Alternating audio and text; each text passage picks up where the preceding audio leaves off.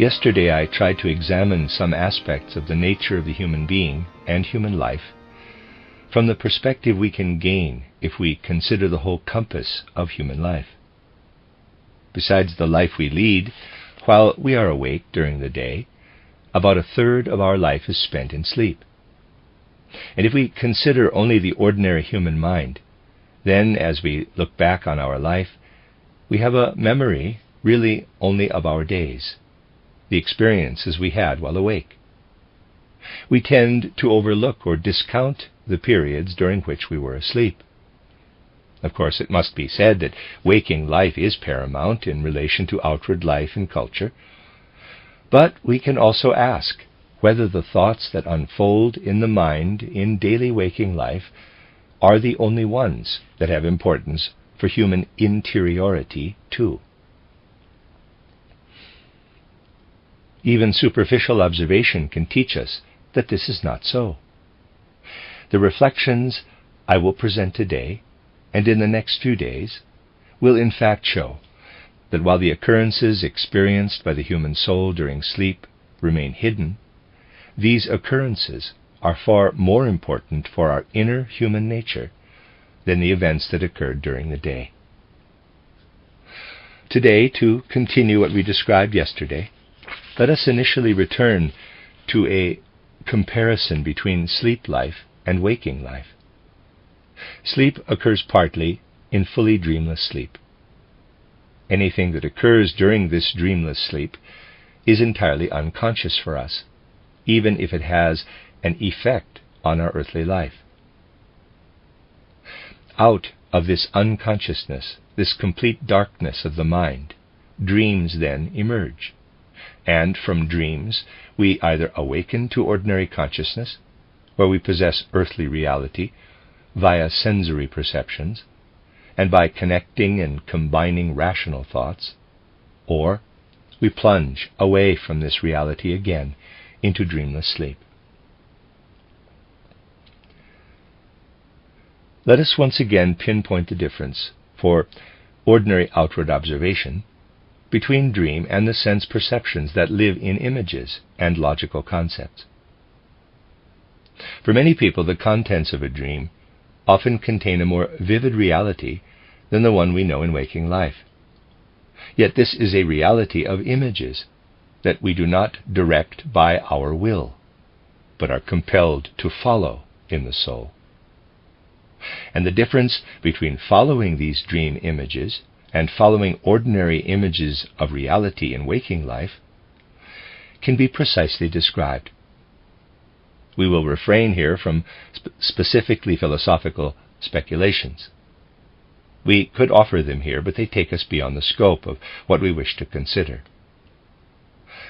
Let us simply consider generally accessible insights.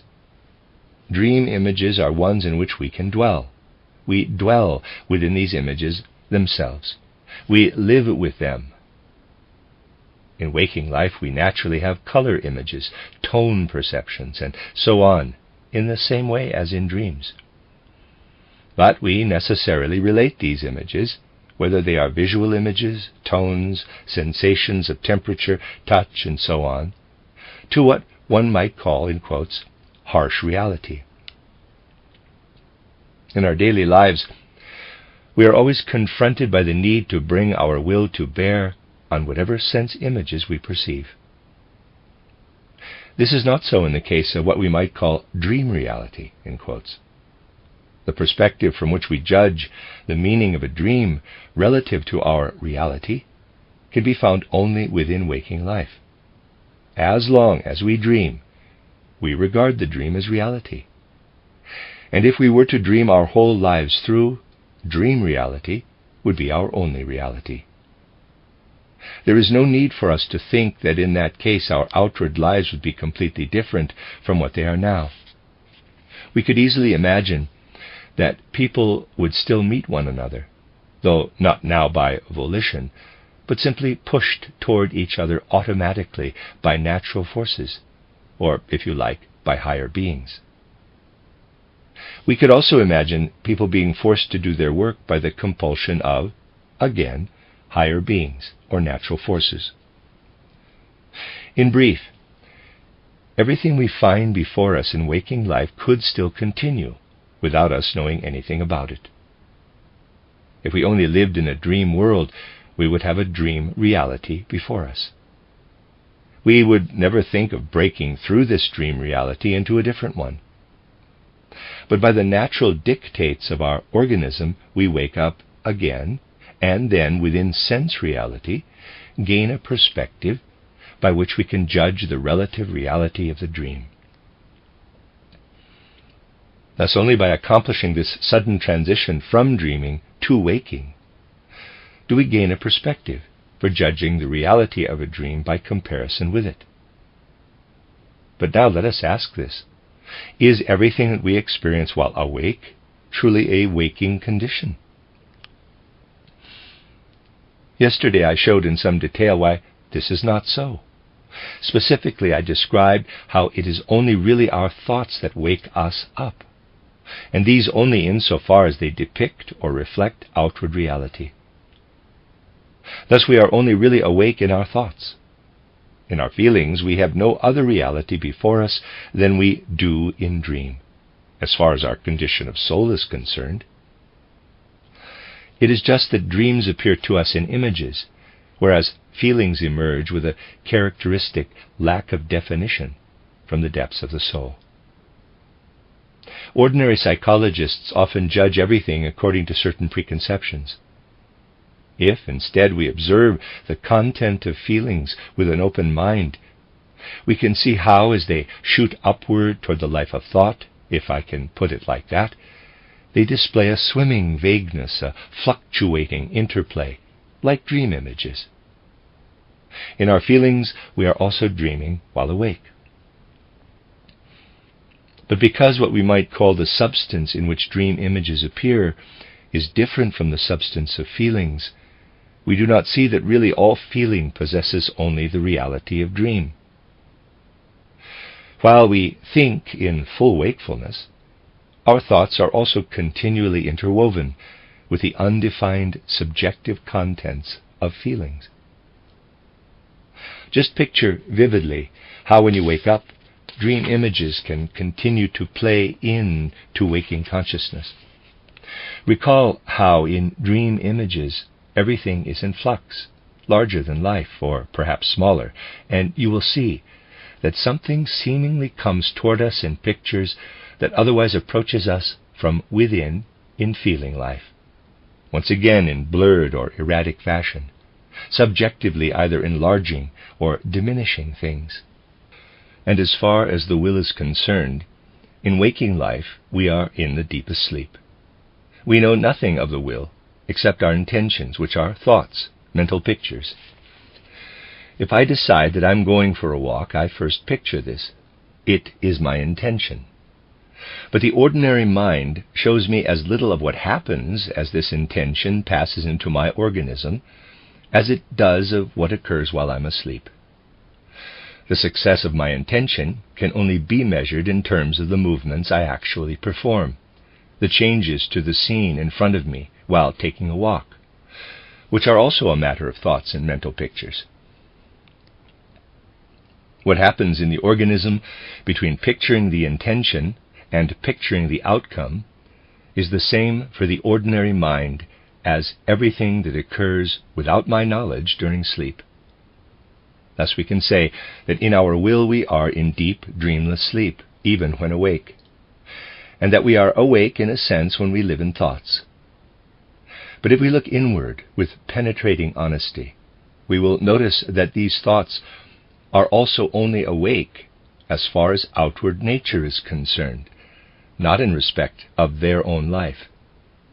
As far as the intrinsic life of thoughts is concerned, we cannot remain properly alert.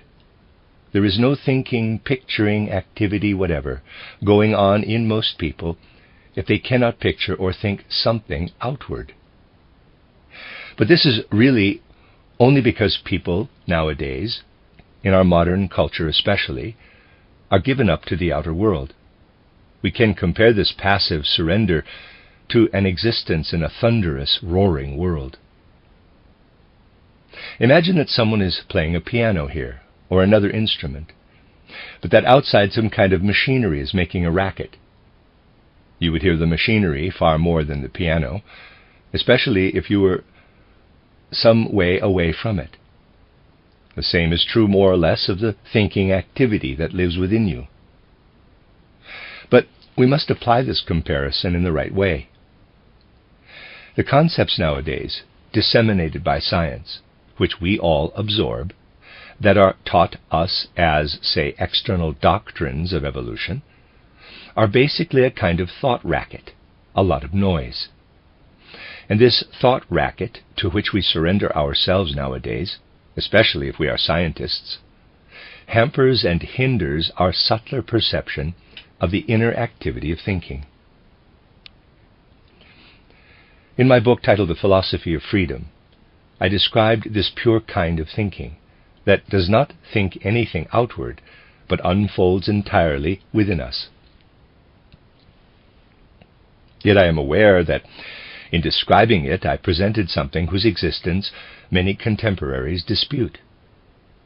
They are like someone who hears a machine outside making a racket, which drowns out the piano, so that they do not believe there is any piano music at all. This being so, we can see something of great importance, that we are awake when we reflect and think about an outward phenomenon in the world, but that we dream at most when it comes to the inner activity in which we are engaged in thinking. Likewise, we dream in our feelings and are asleep in our will. Thus, the soul activity, what lives within us, is not really awake when we are awake to the sense world. We go on sleeping, even while awake during the day, as far as our activity of thinking is concerned, and our feeling and will. We only awaken to external nature. And this awakening is something we also cultivate through instruments, through empirical methods of research, and by this means achieve modern science, which is important and significant. Science must develop by reflecting outward phenomena and processes in our thoughts. There are differing degrees of wakefulness in our thinking, feeling, and will.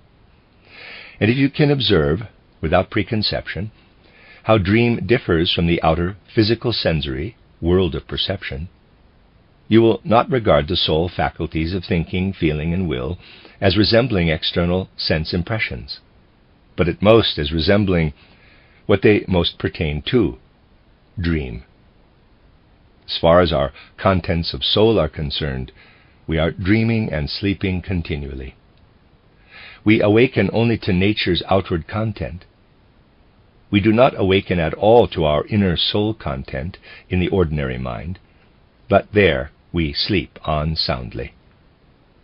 As we saw, dream images are flimsy, have no hard outer underlying reality beyond them that is subject to the will. The same is true of our soul's content, which lives in images, pictures.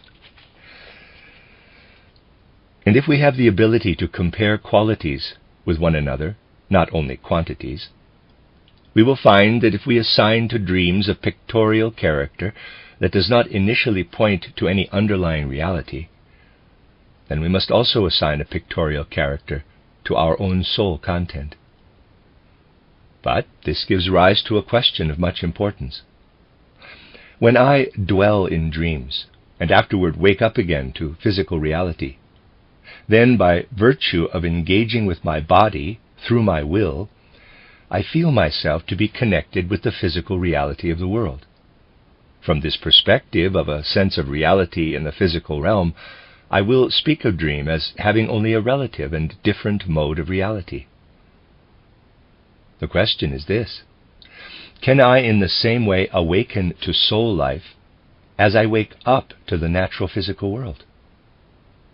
Just as I connect dream images to the structure of my waking reality by engaging my will in my body, can I, similarly, by a higher awakening, connect thinking, feeling, and will to a corresponding reality? That is the question. Can I waken for soul life as I waken for the natural world? The natural context I experience during life on earth, in the form of outward physical sense reality, appears to me in dream in the form of images. But the whole of my soul life also only appears to me in pictorial form, as in dream. Can I waken to it fully? Yes, I can. I can wake in this way through exercises such as those I have presented in my book titled Knowledge of the Higher Worlds and titled Occult Science. I first sharpen and internalize my thinking, no longer only developing a thought content through outer stimulus, but instead giving myself from within a clear, not a vague, suggestive thought content. I dwell upon this thought content, concentrating on it as a content actively given from within me, within my soul. In this way, I gradually come to real awareness of thinking. You see, we are not conscious of thinking at all if we only allow our thoughts to be stimulated in us from without. Only if we stimulate thought from within, time and time again through meditation, concentration upon a thought content, do we become aware of and within our thinking activity. Then it becomes apparent to us that we live really in this thinking, and that we do not know this when we seek only outer stimulus for it. In this way, thinking comes to life, whereas otherwise it remains abstract and dead. Thinking becomes something that no longer consists only of thought shadows, as it were, that come from outside us, but rather something that stirs inwardly in us, like our soul's very blood. We are filled with what seems a second higher human existence. Thoughts become living powers, formative forces, as I also called them in my book titled Theosophy. And we become aware that we bear thinking within us really as a second body, the etheric body, the body of formative forces. You see, it becomes apparent that what otherwise only exists in shadowy form in thoughts are in fact forces that cause our growth. We withdraw into the growth of our human organism and come to see that the processes that would otherwise only occur chemically, according to the properties of the substances we ingest, are assimilated by this same inner spirit corporeality, etheric corporeality, that forms our thoughts. And we discover that we become a unified, inward human being by virtue of these inwardly living, inwardly stirring thoughts. In this way we come to recognize the existence of a second human being within us. But we discover something else as well. This second human being, we come to know, is not like some kind of static cloud that vaguely fills the spatial physical body. This second human being is actually in continual motion, and it is not possible to fix it and hold it fast at any particular moment. I can put it like this. At any particular point or moment in life we could draw, and there's a drawing, our experience of the human physical body, which is identical with our thinking, except that in ordinary thinking we possess only thought shadows, not the living thoughts themselves. The second body that pervades us as etheric body or body of formative forces can only be held fast for a brief moment. The moment before, it was entirely different, and in the next moment it will be different once more, and so on, both back into the past and forward into the future. But this means that for inner beholding experience, this body of formative forces, apparent to the ordinary mind only in the form of shadowy, abstract thoughts, is found to be nothing spatial at all. It is rather something that unfolds through time. This leads us back in a living tableau to a certain moment of our earliest childhood. I will draw this schematically here. Let us say that we are, by now, an older person at a particular moment. Yet this body of formative forces is not restricted to one period, but leads us back to childhood. We do not survey our life through ordinary recall, but like a tableau in which everything is simultaneously present. What I am drawing here as spatial configuration is in fact temporal. This leads us back to our childhood, to the point in our childhood which we can normally remember back to, our earliest memory. There, too, we find our etheric body, this body of formative forces. But if through carefully practiced exercises we acquire the ability to look back to this point, then we arrive at the time when we learned to think as a small child. Then it seems as if our thinking, our ordinary thinking, initially comes up against a barrier. The ordinary mind, ordinary memory, meets a barrier here. Through imagination, however, we reach further back beyond this. We gaze upon the soul content of the child who we were before we were able to think, while as a young child we still dreamt into the world. You see, thinking only emerged in us at a particular moment, after we had begun to speak. Now by this means we gaze into a period of our earthly life, and see the nature of the soul before we possessed shadowy, abstract thoughts. Back then we still had a living thinking, and this living thinking worked very strongly to configure and sculpt the human brain, the whole human organism. Later on, when much of this thinking is absorbed into abstraction, into what is dead, only residues of it remain for working upon the human physical organization. While we are a dreaming child and cannot yet think, thinking itself is active in us.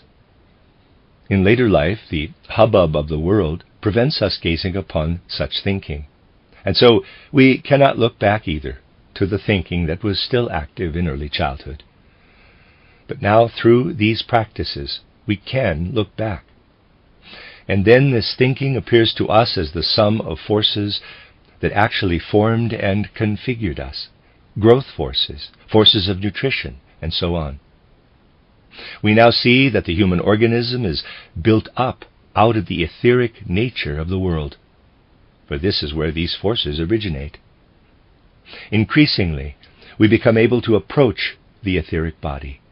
We see that this etheric body is most active, working into us from without in our earliest years, before we have learned to think, and while we still experience life as a dream.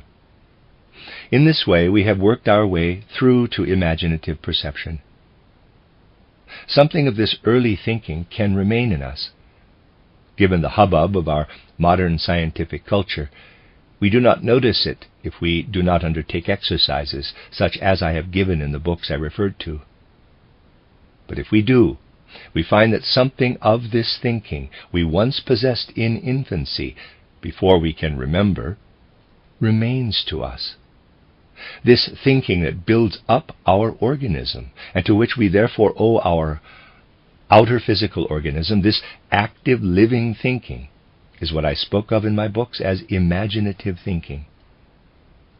Something of this imaginative thinking remains to us, and with practice we can also inquire into it in our later life, and in this way come upon the etheric body.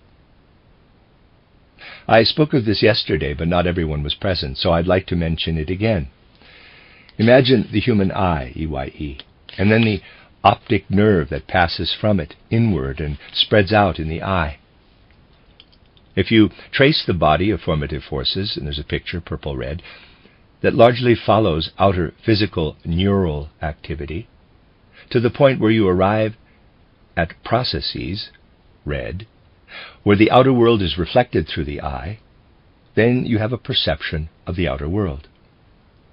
And what is then established or fixed in the body of formative forces by the optic nerve, I am giving only an approximate account here, it would take too long to describe this whole process accurately, can always in turn be stimulated to activity again. Thus, with the activity of the body of formative forces, the neural system, we come to the point where the nerves end yellow. It is not that we intrude into the neural processes that reflect the outer world. We only give an impetus to what lives in them as the body of formative forces, pushing this body of formative forces through to where the nerve stumps taper off. And then we have a memory impression. The memory image largely consists of reaching only as far as the nerve ends with our inner activity. By contrast, in the case of sense impressions, we push through to and beyond the nerve endings and advance to sensory processes largely engendered by the blood. Here you see the living activity of the body of formative forces. But everything that you imprint in memory in this way has to have entered the nervous system, and thus it originates from no further back than that early period when we learn to think in infancy. What predated this is as follows, and if we have schooled our thinking through exercises I referred to and then look back, we can discern this as we look back through the second human being in us who unfolds in the temporal realm. We become aware that by the same paths by which impressions entering us from without are turned around, reversed by memory, something enters from behind that is also an activity of the body of formative forces. Continually we have both these activities, really. But in the ordinary mind we only know about the first, about memory. But these two activities are present. What originates from outer sense impressions that are pushed back, pushed forward again to as far as the nerve ends, so that memory images arise. And then also something that, as it were, pours in a human creating way into the whole nervous system, from the direction in us where we do not perceive with the same sensory strength as we do in the front of the body. From behind, of course I am not speaking precisely, creative powers enter us. In the earliest infancy, before we can think, they pour in very powerfully, and later do so in a weaker fashion. And this is the thinking that does not originate in the sense world, but from the whole cosmos, that is taken from the cosmic ether, and that we appropriate when we descend from pre-earthly existence to earthly life. We retain it as a higher gift up to the moment when we learn to think. The moment we learn to think, you can say that in the ongoing stream of our life we close the door to this living thinking activity, this development of human formative forces in the body of formative forces in the etheric body. To learn to think in relation to the outer world of the senses means to close the door to universal, cosmos-forming powers of thought. In childhood, therefore, we closed the door on cosmos configuring powers of thought. They remain within us, for we need these formative forces continually in the first part of our life as growth forces while we go on growing. Then later as powers to assimilate the food we take in and so on, but we do not notice them. We only notice what the body of formative forces reflects of the impressions we receive, which then in memories push through to our nerve endings. But through exercises in concentration and meditation, we can come to perceive what now comes from the realm of the cosmic ether and enters us to develop and configure us ourselves. In our self-observation we become aware of processes that also unfold in time, that we have not absorbed through outer impressions, but which possess only the stream in one direction.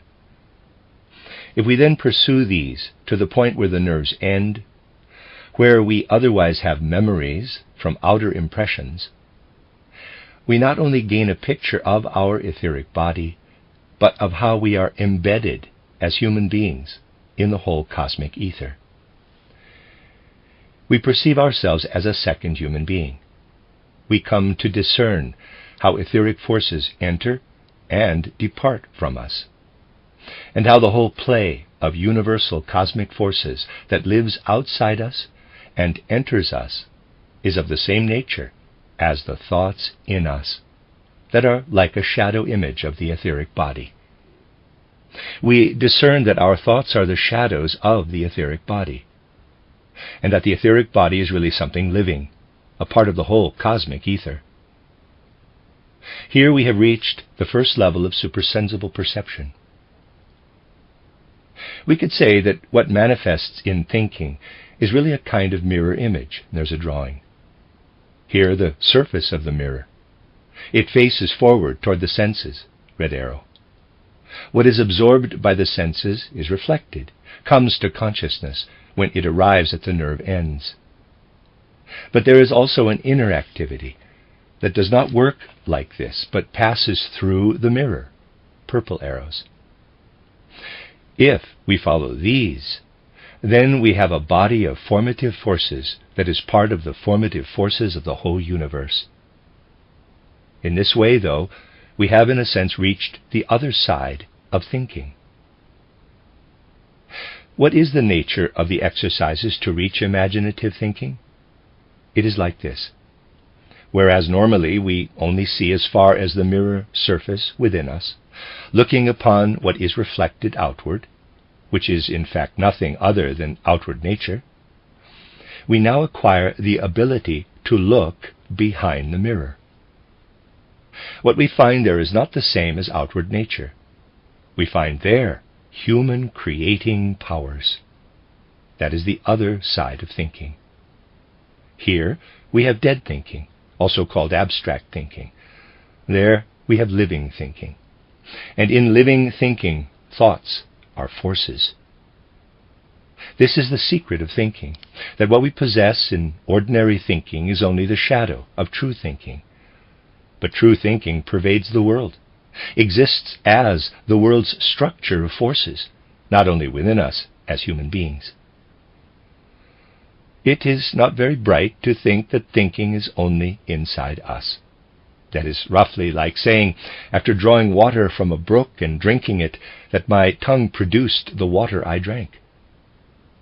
We draw water from the earth's whole fount of water, and do not think for a moment that our tongue produces it. We only do this in the case of thinking. We say that our brain produces thinking, whereas we merely draw from the totality of thinking spread out everywhere in the world, and then have it within us as a sum of thoughts. Human beings succumb to another illusion when thinking of their thinking, one that I can compare with the following. Imagine that we have here a path, roughly like the one that goes down to Arlesheim and Dornach, which is soft underfoot. Imagine that I'm walking along it, and you see my footprints, see drawing red. Now, imagine that a Martian arrives on Earth, never having seen anything like these footprints before. Imagine that he knows nothing of the existence of human beings, and perhaps he's arrived too early in the morning to see anyone yet. So he looks at these footprints and thinks, aha, here's the Earth, and here are these tracks in it. The Earth, there is substance. He already knows this from Mars. And in this Earth substance are all kinds of forces, vibrating forces or whatever, ions or electrons. These forces, he thinks, are at work down there, and they have created these tracks, these markings on the Earth. The Martian is of course wrong. He is unaware that I passed that way and made the prints, and the Earth did not produce them from below, that the Earth all the way down to Arlesheim is innocent of making these prints. There are no forces down below that have shaped them. They are made from without, from above, by me. But this is the same illusion people have in relation to the brain. There are structures, shapes there too, and they think that these structures are created from within, and that this manifests in thoughts. In the brain we do indeed find the full imprint of thinking, It is a fine thing to trace how a person's thinking is reflected in the forms of the brain down to the tiniest convolutions.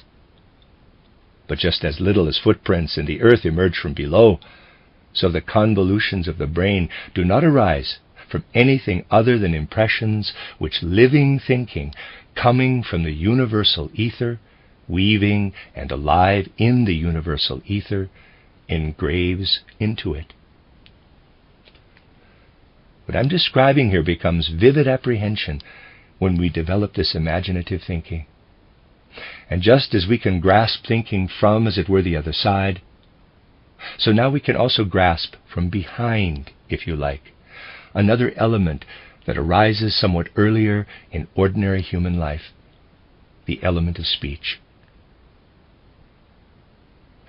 Let's picture for a moment what happens in speech. The air stream from your lungs passes through the larynx and the other speech organs. The shapes of the larynx, of the tongue, the hard palate, and so on, give rise to the sounds of speech that emerge from your mouth. But now, instead of tracing this path of the air stream through the organs of speech and out into the world, you can trace the whole process in reverse. See next drawing red. Again, this cannot be done with the ordinary mind, but must be accomplished by means of exercises that enable us to follow earthly speech to the point where it forms outwardly. We trace the inner nature of speech to the point where it outwardly forms. This is not found in the physical body, nor in the etheric body, but in a higher aspect of the human organism than the etheric body or body of formative forces, in what I called in my books the astral body. What is spoken outwardly is speech for earthly life. But what comes toward us, as it were, from behind, reaches as far as the organs of speech, but does not resound outwardly as speech. What speaks into us and thus does not arise as earthly audible speech, proceeding from the larynx and issuing forth outwardly, but ceases at the larynx, becomes mute there, as opposed to the earthly language that starts there and issues forth into the world, is a spiritual speech. It is something we can call spiritual speech, which is spoken to us from the world of spirit. What informs and imprints us in this way is inspiration, meant now in an entirely rational way. We have to bring about this inspiration by withdrawing our consciousness, again through exercises I have described in my books, from our full engagement in outward words.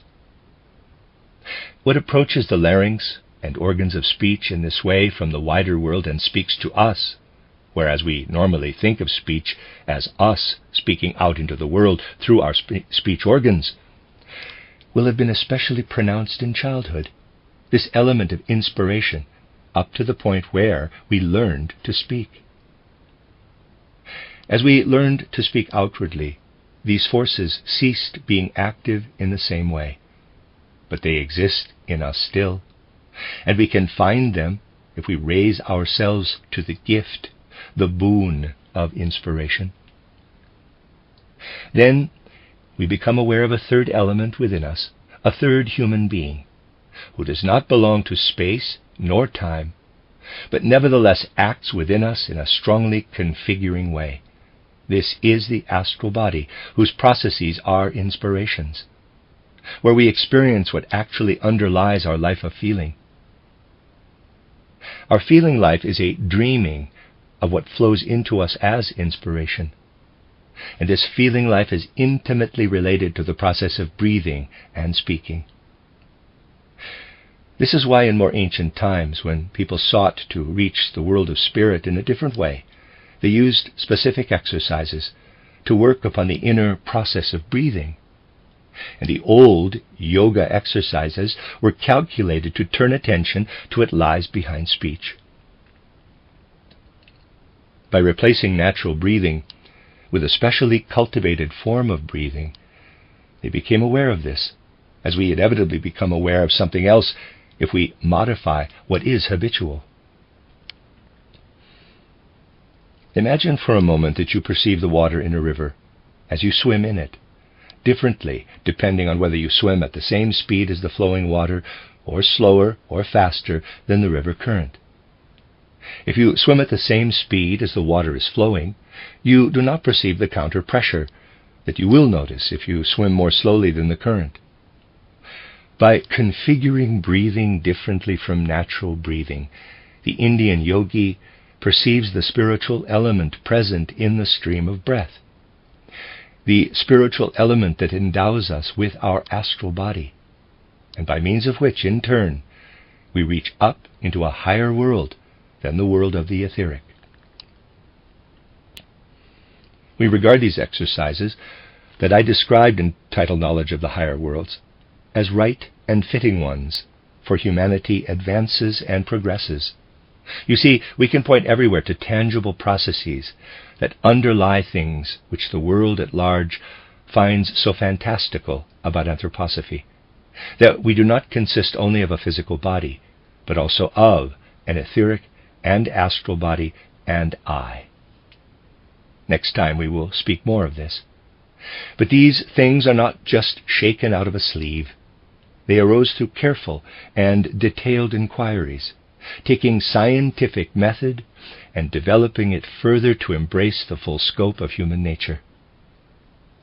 The difference, though, is that such inquiry depends on continually heightening and enhancing human capacities of perception. What, therefore, is the nature of imagination, whereby we penetrate the etheric world and etheric life itself? It involves tracing further than the senses processes that have first pushed backward through the senses and can then, in turn, be pushed forward again as far as the nerve endings. It involves us becoming aware, as we otherwise only are of memories, of what originates in the universe, the cosmos, and is of the same nature as sense perceptions, but now belongs to the supersensible world. If we come to perceive world-creating powers in the same way as we perceive memories, then we have the being of imagination. We experience the etheric being of the world. If we learn to perceive behind speech, what now does not proceed outward from the larynx, but speaks into us rather from the other side, from the universe, the cosmos, and falls silent when it reaches the larynx, then through inspiration we become aware of a further world to which we belong with our third human organism, the astral body. At the same time, however, something else becomes apparent. Here in the physical sense world, we have on the one hand physical processes, and on the other moral impulses that rise up from within us. They stand alongside each other in such a way that even theologians nowadays urge us to apprehend the sense world in only sensory terms, and to see the world of morality through a quite different mode of cognition. But the moment we advance as far as inspiration, where we not only dwell in the world in which one speaks outwards, forwards from the larynx, but in a world that speaks through our entire being and falls silent on reaching the larynx, because we close the door there when we learn outward speech, replacing the language of the heavens with outward language, then at the moment we live our way into this other world that ceases at the larynx, we experience the inspiration content of the world, the mysteries of the world. And then we no longer experience only a nature that moral impulses cannot penetrate. Behind natural existence, we then experience a world where natural impulses, natural laws, and moral laws are interwoven, are one. We have lifted the veil and have found a world in which morality and physical reality resound in accord. And we will see that this is also the world in which we lived in our pre-earthly existence before we descended to earth, and into which we enter again after we have crossed the threshold of death.